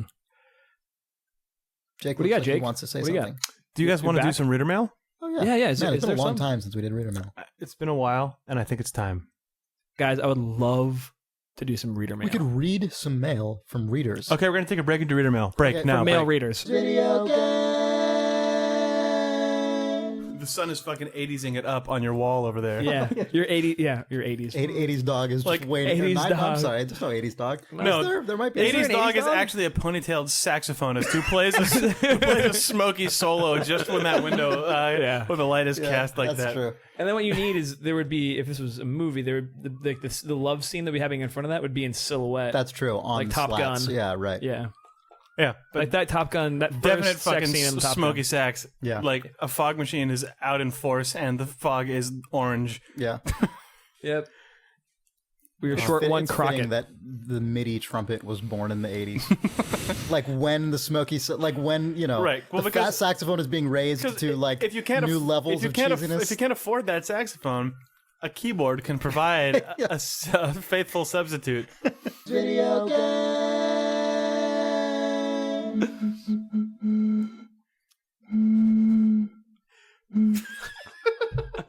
Oh, Max Ides, by the way, drives a tugboat. That's how he arrives everywhere. Oh, fuck. What date is it? What day? Isn't that an inefficient mode of transportation, backside? I only work one day a month. Come on. Why is that him? Also, I drive a cab in a cartoon. Nah. Max Ides. I like that your Max Ides is obnoxious, drunk Dr. Girlfriend. Your Max Ides. Like, everyone's got their... And everyone does Max Eyes a little different, There's a little... Oh, we're all pretty much on the same page on Max Ides. Come on. Video game. So, Chris, Yeah. what did the readers write in? I mean, the readers wrote in a bunch of stuff because we haven't done reader mail in Oh, are we like 2 back? months. Yeah. Hey, guys. Hey, Jake, what's up? Have you played any video games Jake's recently? here for the reader mail, actually. I tried to play some, And but the free deli-style mustard Gardetto's. Gardetto's pretzels. Brand of That's pretzels. true. Do you enjoy those? The mustard is kind of powdery, gets in your hands. Dear the Idle Thumbs podcast, video games, boost, scoops, and hopefully famous Sean Vanaman and Vanaman. Oh, So thanks. he's totally I got a here. hopefully. Thanks, buddy. No scoops today, though. I just wanted to drop you guys a quick note that thanks to your podcast, I bought a gaming PC with Far Cry 2, Mass Effect 1 and 2, Trine, King's Bounty, and Civilization, along with the Orange Box and the entire 3D GTA series. Wow. I bought a gaming PC and $400 worth of So software. here's the heartwarming moment coming up. As an aside, I bought Far Cry 2 for the 360 sometime last year based on the Idle Thumb's thumb of approval, and I hated it. I would spend so much time getting lost in the woods, killed at checkpoints, and headfirst into missions only to be killed immediately. What's the fun It of wasn't until a friend showed me the proper way to play it, or at least the different ways in which to play it, On mushrooms. that I properly understood its true majesty. Now, after about... It's true majesty. He went from hating to majesty. Yeah, dude. Now, after swings. putting 20 hours Sounds like a into guy it who on the spends $400 on 360 new software. and another 15 hours on PC, I'm ready to say that it ranks in my top 10 favorite games of all time and my favorite game in the past few years. Thank you again, Hunter Pendleton, Fort Worth, Texas. So, that's awesome. Great, Hunter. Glad you're enjoying it. I hope you're enjoying your new gaming PC and all that sweet video game software you purchased. May I recommend? No, just kidding. Assuming you still have your Xbox. Perhaps Snoopy's Flying Ace. My gamer tag is Crime Fighter with an A on the end. Is it really? Yeah. Sweet. Crime Fighter. How do I not have you on live? I guess it's because I never use live. I don't know. Oh. All right. I guess James- it's because I don't like you. That's also true. James Small writes, "Hi, the Idle Thumbs podcast. Hey, Having James. listened to some of Hi. your earlier podcasts about Fallout 3 They were better than your new ones. and how and how there was a hub of angry internet men proclaiming it isn't Fallout enough. Was that internet men is one word? Because Do you know plainclothesman is one word? Yeah, I love that. That's a good word. Yeah, we're talking Yeah. about It's really good. three-word compound three-word words. compound words today. Oh, yeah. Plainclothesman, yeah, nice. yeah. Yeah. I didn't think Where that was was... all- Plainclothesman is really good, yeah. Yeah. Yeah, I got another one. But we'll talk about it. Anyway, he says, please do not take this as another one of those emails. The atmosphere and But no mutants allowed. the atmosphere and mood of no, but he makes a good point. I read this email already. Oh. The atmosphere and mood of Fallout 3 is Sorry, spot guy. on. So too is the wit and dialogue. Missing, however, was the one thing that really hit a nerve for me in the previous two installment. What made Fallout to me, which was the sense of real life consequences of in-game choices. It might not have been a design decision, but for me on many playthroughs. And he's talking here about Fallout 1 and 2. There were times when I would have made too many bad choices and the game would have been completely unwinnable no matter what I tried to do. No one would talk to me or they would attack me on sight, which funneled me into areas where the only choice I would have would be to restart my entire playthrough to hope to see the endgame. This gave me a real sense of fear in my choices and worry that I would do something so egregious that hours of time would feel wasted. Fallout 3 did not have the same type of consequence, so if I tried to do something evil, I could. Even detonating an entire town only made it a little bit harder to beat the game. So I immediately felt less engaged as I couldn't really do anything to actually damage my playthrough. Seeing as you talk a lot about consequence in games, I thought that might be food for thought and give you one person's perspective on why a great post-apocalyptic game with tons of great features wasn't quite the Fallout he wanted. Love the show, eagerly awaiting the next one.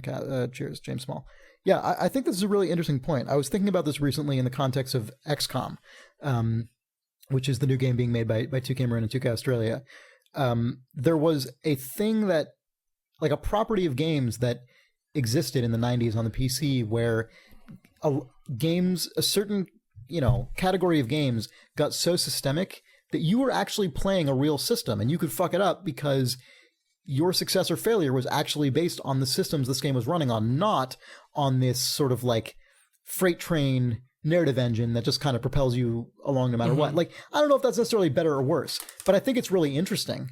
Like, I think it's interesting that there was a time when you could make a game, for hundreds of thousands or in some case millions of people that actually does, like, they can actually lose it, not just a multiplayer game, but an actual systemic single player game. Like, again, maybe it's good that went away because it was too frustrating for people. But, I do think it's a really interesting, cool thing that existed once and is pretty much gone at this point. And he's totally right.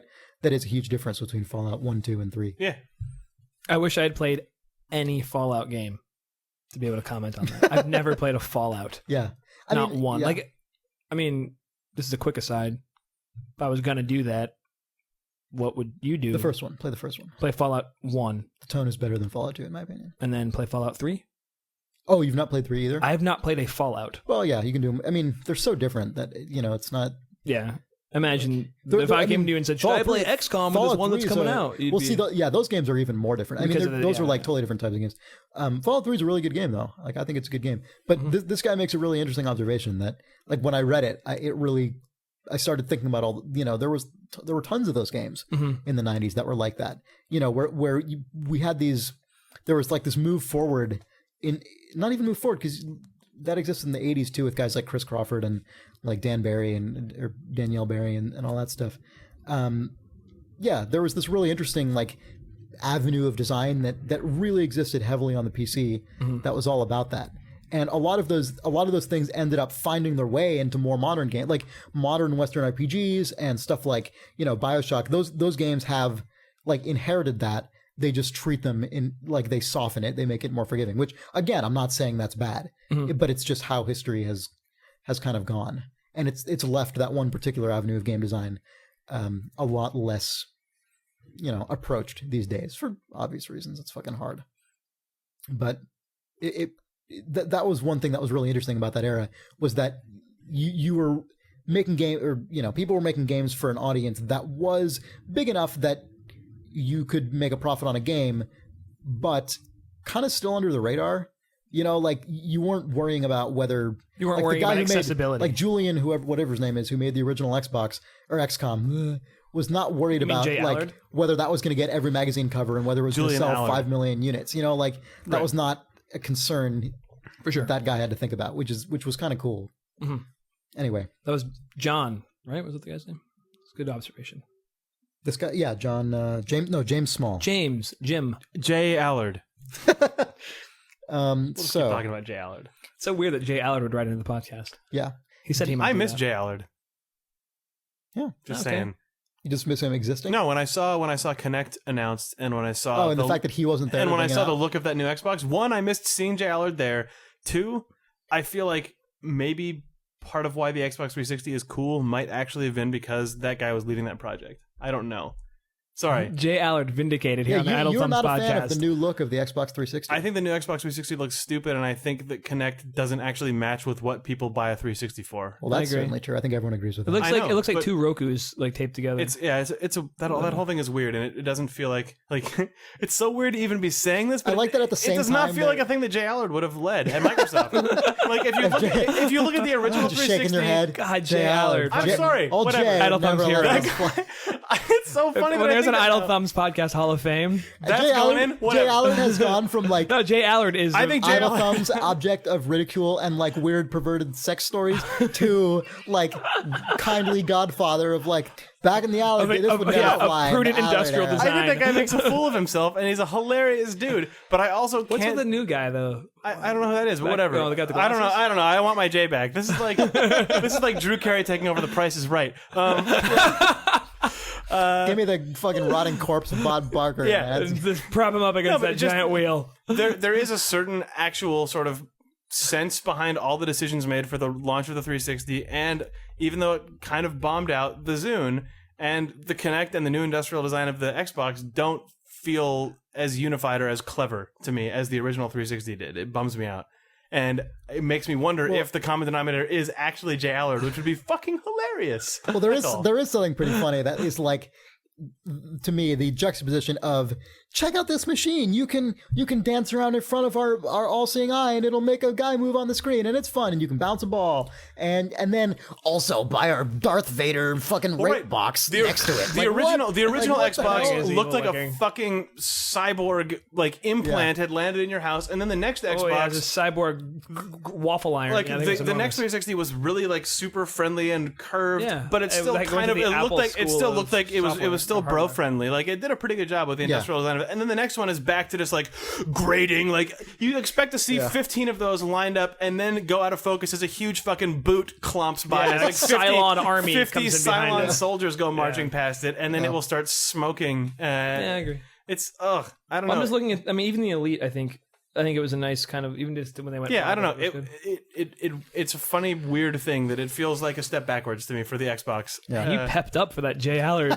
Fucking Jay Allard. Sorry. You've been restraining. You've been like holding this back. Yeah. Like guys, I gotta say something. I really miss Jay. It's weird. It's weird to have a positive thing to say about Jay Allard, and I'm probably wrong. And if someone knows the actual, Oh my god, that was actually a burp, not a tear. Well, I don't know what that was. It was the most emotional I've ever seen you.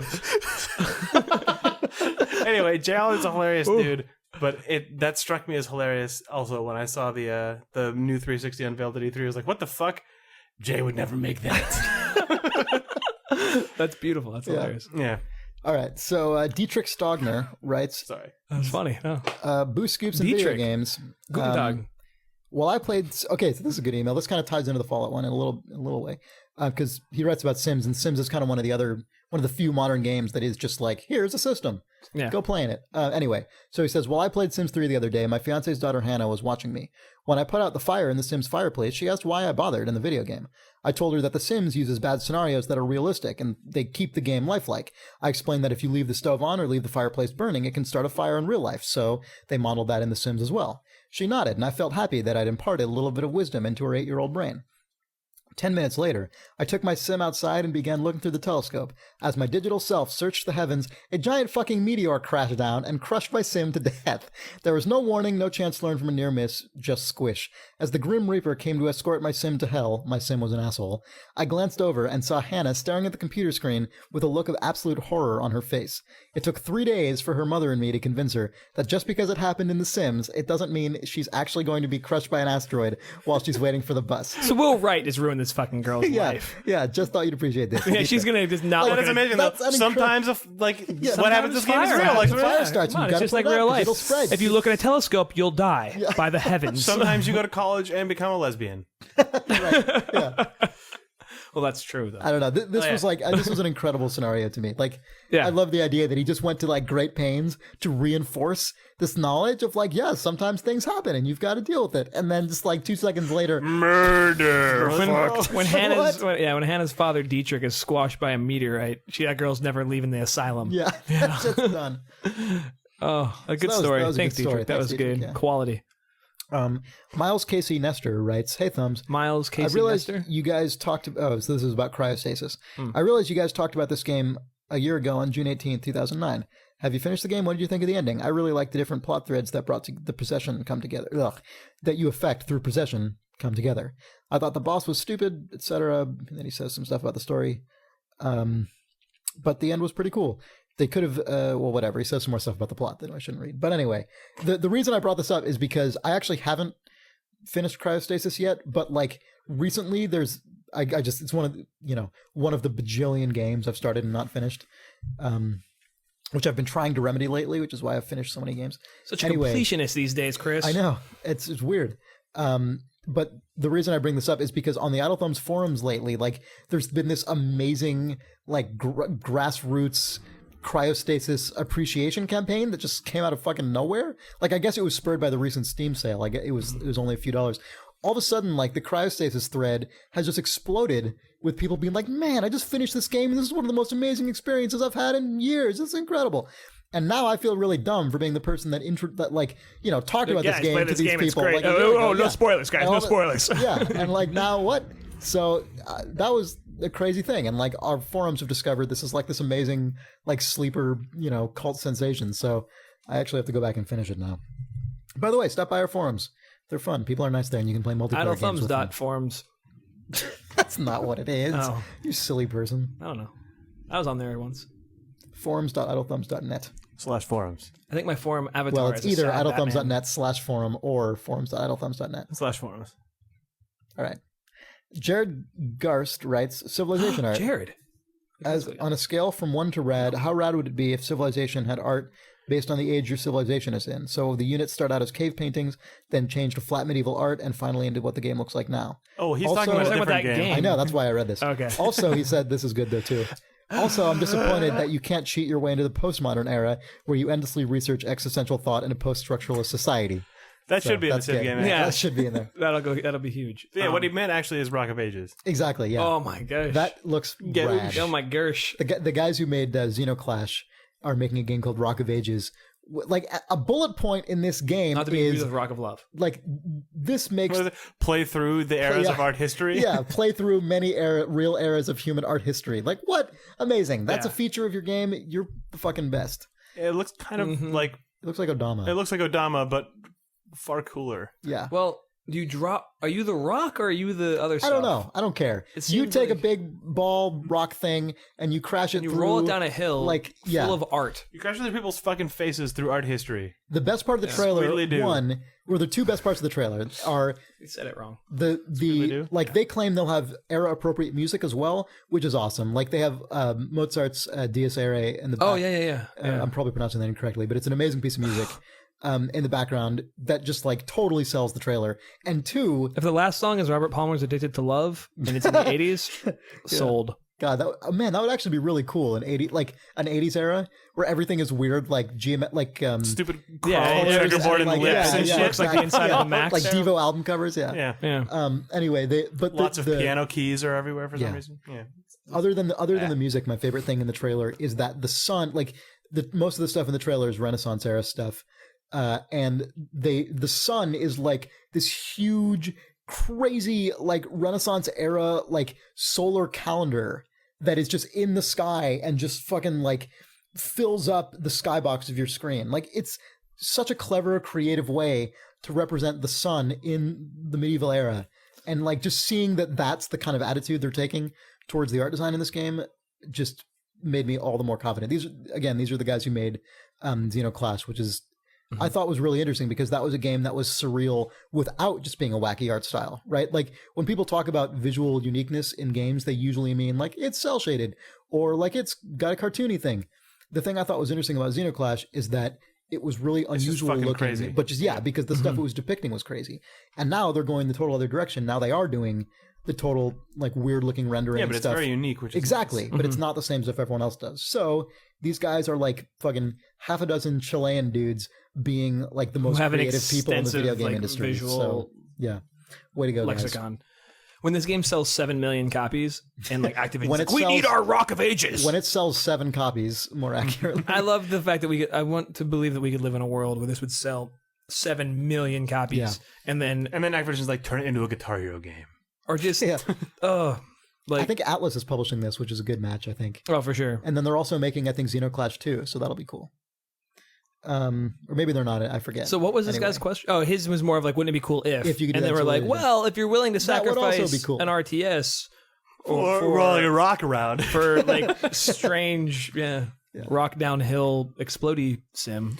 The internet also pointed Also, out it's a turn-based strategy. Oh, sorry, it is turn based. the Rock of Ages thing, and this is a stupid thing to even point out, but the internet was like, oh, it's like Terry Gilliam's Monty Python stuff, and I hadn't thought about that at all. Because it's flat. No, but if you look at the fucking logo for Rock of Ages, it It basically looks exactly is just like the Life Monty of Brian Python's logo. Life of Brian. Exactly, yeah. Oh, that made me happy because it doesn't really actually look like the Gilliam stuff, but No. it's sort of culturally a lot of the same Exactly. sort Well, of 'cause a source lot of the material, but Gilliam stuff a was very by- different style. Exactly, Yeah, yeah. it's really Yeah. well done, those guys. We're clapping for Chile. Um, And Chilean game developers. Yeah, we love the stew. Chili. the what? Chili? Oh, right. It's a stew, not Very a soup. clever. See this joke? Joseph Thrawn writes, game design around the world. Critics can be quick to note a game's physical point of origin, but I rarely see anyone elaborate on what actually Those makes Chilean a game developers. But, yeah, I know. Nice But I seg. rarely see anyone elaborate on what makes an actual game Eastern European, for example. What Oh, I see. what are these philosophies that developers from different countries have? What are the tenets of Eastern European, Western, or Japanese game design? Well, I mean, I think Japanese, like the Japanese Western philosophy is the most easiest easiest to delineate, but I do think like a lot of that requires historical context. Who is it that I was talking to someone? Yet. Was it one of you guys? You and I were talking about how the Japanese RPG guys are just like, yeah, we're fucking no. doing it wrong. I was talking to someone where it was just like someone said, "Oh, well, in Russia, people just expect the game to be this." Oh, yeah, way." that was me. Yeah. Oh, okay. okay. This was years ago. Sorry, we can come back to your Japanese thing. Yeah, I wanna hear No, that. I I wanna hear that I'm as cool well. with Japan. That's all I gotta say. We should talk about it after this. But I was reading an article with an interview with one of the guys making Stalker. This was years ago, before I think maybe it was a little after the original Stalker came out. And the person was basically saying, all these Eastern European games, like it's what The is it interviewer about? said this. Yeah, the interviewer was saying this. Like what is it about Eastern Europeans where you want to make these games where in these huge worlds and so open ended and all these systems that interact and players all these choices. And the guy was like, what do you mean by that? And he's like, well, I mean, so many games from that part of the world have all these systems and have all this exploration and all this player agency. Like why do you do that? And the guy was just like, that's just what people here think a game. That's what a game is. And the guy was like, oh, all right. And it was interesting because obviously not every game from Eastern Europe is like that. I mean, Metro 2033 was made by ex-Stalker guys, and that's a much more linear experience. But there, it does, to me, that's encouraging about games as an expressive form, because it really does show like how sort of cultural expectations and kind of tendencies actually feed into the creative end result. So Americans just want a big dumb game that looks good? Well, whereas in the East they want there's something to be said for the fact that you're probably not going to see a lot of American development studios making anything as bleak as Stalker. Like, you're just, if you do, it's going to be filled with like crazy, like hardcore. You know what I mean? It's like, you can make games that are grim and dark in North America, but you're probably not just going to make this like desolate, bleak, like humanity soul sapping. Right. That game would actually turn out to be. Now I've just forgotten the name of the game. What was it? What are you doing? Poster is that guy. Poster is that guy. The box art is the guy. Borderlands. Oh, Borderlands. Yeah, right. Jake was putting a fake gun to his head. Yeah. Yeah. Whatever. Well, I'd like the. Borderlands is so radio. Like, could not be farther from that. No, not at all. Right, but just where it's like, this is desolate but cartoony. But it's goofy and don't worry about it. Yeah, I don't know. Look at this little guy. It's the same. The implication is that a very similar situation narratively created both of those worlds. Right. Mm-hmm. But there are bleak. It is just kind of it's more of a nuanced tone than it's kind of bleakness, because there are bleak Western like action games, like incredibly bleak, like a Dead Space. Like, that game's a bummer to play. I still see that as, but it's like, more survival horror, I guess. You're gonna fucking like in that's the game where you press up. There's a button like dedicated to like brutally fucking putting your boot through a guy's skull. There's and a lot of blood buttons spattering everywhere. The Stalker games are violent as well, but they're violent in it's like, oh well, I just shot that guy and he fell over and died. Like, it's not. Half-Life kind of has a lot of that. Yeah, Half-Life is actually similar to that, but it's the first one for Half-Life has more levity in it, but yeah, it does. It is actually. Well, before there's like head crabs and stuff, you're just like, oh, that guy just fell over. Like the death animations in that game are not a Western thing. They don't feel Western. No, it's very subdued. I guess in the German version of Half-Life, if you shoot a scientist, they just sort of sit down and then fall asleep. Yeah, is that true? Yeah. That's hold on. awesome. I'm just. You know what? I see what you've done here. I'm just gonna go ahead and rest. It's okay. I'm a scientist. I'm gonna sit down and just. I have science. Yeah. I'm just gonna. Half-Life. hang out. We were talking to the German interns at Telltale about this. Like, Half-Life is notorious, the German version, because the aliens in the military, when you shoot them, instead of blood, gear sprites come flying out, I guess. But when you shoot scientists or blatant humans, they just sort of go, I hope Valve just thought that was hilarious. It's like, because in Germany, I guess you can't have guts come flying out. Anyway, also, as a note, Half-Life 2 was art directed by an Eastern European guy. So there you go. So maybe I think I boldly said that we don't have enough distance from the movements, but maybe I feel like I'm probably wrong, actually. Yeah, everything is more obvious in hindsight, right? But you can see some broad trends at least. And again, I don't go traipsing through Eastern European first-person shooters that often, so I'm probably the wrong guy to ask. Yeah, well, you don't do a lot of PC gaming, right? Because, that stuff is almost exclusively on the PC. No, that's why I was looking at your happy little alien laptop here. I want to talk about this, because this is an amazing machine. 5 years ago, I had the worst computer experience of my life with this shitty-ass Alienware desktop that I bought, and it was garbage. And anyone I could talk to, I told who was asking about what brand I should buy or whatever. Like, not fucking not Alienware. I had to jump through a million. I spent a year trying to get them to take that machine back or replace it, and it was just a nightmare, and it was stupid, and it blew. And I've never bought another pre-assembled desktop since then. I've just built my own, and everything's been fine. But you can't really do that with a laptop. So I was going on a trip. This is actually when I was going to London, and I wanted to have a computer to take with me, and I wanted one that was, like, decently capable of playing some games. I didn't end up playing any games on that trip, but you wanted the option. I wanted one in the long term. Maybe Chris I could play a game on it. Yeah. You're not going to go over there with an Asus E. But I didn't want a big, heavy, large computer.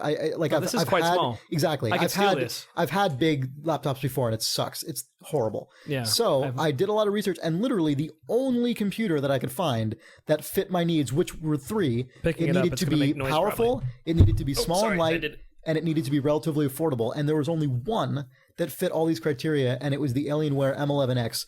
And I went down to Best Buy, and they had one in stock, and I bought it. And it was $1,000, which is certainly more than you'd pay for a netbook, but a lot less than you'd pay for like a traditional gaming laptop. This thing is badass. This is the best laptop I've ever owned. It's small, it's light, the battery lasts for hours and hours. Its build is good. Its build is good. It's metal. Really good. It feels really solid. I'm and, holding like, it right now. Sean also works for Alienware. No. I'm just. Look at it. Would you look at this? I'm holding it right now. It's amazing. No, it's nice. Yeah. It's We don't. Idle Thumbs is not known for its hardware reviews. No. So I don't really know how you do that on a podcast. I'm so impressed. Like, look at this cool thing. No, I mean, it's just I don't understand how they fit that computer into this size. Like, it's crazy. I mean, And it has a nice video card. Yeah, and you can turn the video card on and off. So if you're not doing a 3D application, you can get way better battery life, and it's quieter and cooler. HDMI and everything. out. HDMI out. You can connect it to a monitor or TV or whatever. It can surf the internet. It does have internet. It does have an internet. But it has the internet? It does have the internet. It does not. It does not have an optical drive though, which is fine because I never use my optical drive in my laptop. Interesting. $1,000 computer without an optical drive. But it's so small though. That's the thing. Like, Most think how much space that would take up. Yeah, I don't know. Or a lot don't. This is A lot nearly don't. netbook sized. I mean, this is a small computer. It is. It's like 4 pounds? All right, we're talking about a thing no one's looking at Sorry. right now. I think it's... Yeah, I'm sorry. You're right. It's Just look at you guys. Okay. At this. If you want a small, powerful laptop that is not absurdly expensive, the Alienware M11x is really nice. M11x. Maybe Alienware sent us a few of them. I wish. Jesus. Anyway. So it doesn't hurt to ask, Jake. Send me a laptop. That was me speaking. Sean Vanaman, Telltale Games. Send it there. I'll get it. Michael Straight writes, Hey, Mike. voice acting in Titan Quest. Dear Mr. Boost, I saw that you were giving Titan Quest a try. Were you surprised by the quantity and quality of the voice acting? I was. Also, how about those sunsets? I look forward to hearing you talk at great length about Moonbase Alpha, Earthman. You just read this email so you could talk about Moonbase Alpha. Actually, I didn't know that was going to be in there. I brought. I pre-screened of the... No, I did have an ulterior motive, which was just to say Titan Quest seems pretty fun. I started playing it recently. But I don't really agree with this guy. The voice acting doesn't seem particularly great to me. Maybe it gets better. But I just wanted to say the Diablo sort of genre of games is one of those that I think a lot of people have the tendency to just ignore everything in it unless it's Diablo. Mm-hmm. And recently, some people will play Torchlight. And Deathspank. Yeah, that's a little different. But I mean, Titan Quest is like straight up Diablo. Okay. Titan Quest is really good, actually. It's like they learned a lot of really good lessons from Diablo. They implemented a dual class system that is really like interesting and cool. I really like how the skill trees work. It's basically a game that admits Diablo figured a lot of shit out. We're just going to make that game, but put our own ideas on top of it. And I don't know why I never played it earlier. It's really fun. I played it with Nick Brecken and Alice O'Connor over at Shack News. What's the theme? Greek mythology.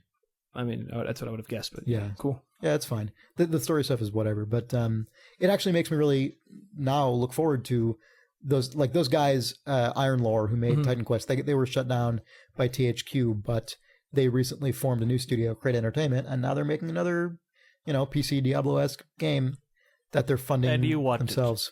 And now I'm excited about it. So that's cool. Good for those guys. Also, Moonbase Alpha, hilarious. Seems like a Chris Ramo approved game. Yeah, I actually, not tonight, but we should. I'd like to get into that. It's interesting. Yeah. We should. You mean it's magical? It's magical. We should actually just I have an amazing story about that. But maybe just book some time at the old Cosplay Remo. Reno. About it next time because we're doing more of these. That's fine. I thought this was our last one. No. The PAX. Oh shit! The PAX episode is the last one. That's true. Yeah. Maybe bring streamers. Yeah. Chris will play. I hope you had the time of your life. I think we have more mail, but that's probably enough. I think we're probably good. Yeah. Anyone else who wrote us? Don't worry. Keep writing. It's been bad that we keep sending in video game dreams. Questions at idlethumbs.net. Or 55 Wizard On. Don't do that. 55 Ramo. We don't check that right now, but I promise that at PAX we won't actually play any of them. And that's a promise you can take to the bank. Video games. Oh, the video game bank? The video game bank. That was Sean Vanaman. Filling in for Nick Brecken. Bye. Are we done? Video games. Can't see myself from this angle. What does it look like compared to you guys? It looks like a tiny little... You're a little baby. It looks like a baby would make a noise. But mine's really loud. I play baby games after all. I play baby games after all. The last sentence of your babiest games saddest. of them all. How is it now? Does it look any better? The most babyest game. Do I look less baby now? You're a little less baby. Oh, you're the most deadliest game now. Wait, really? No. Most dangerous game. Oh. Talking more about babies. Man. What about the babies though? It's close to. You're better now. Oh, am I sort of not a baby? You're still kind of a baby. Oh God. I can't stop being a baby. Baby. Video game. Baby. Yeah, we're pretty close at this point. All right. Fuck Max Ides. It's only the 14th. Oh fuck.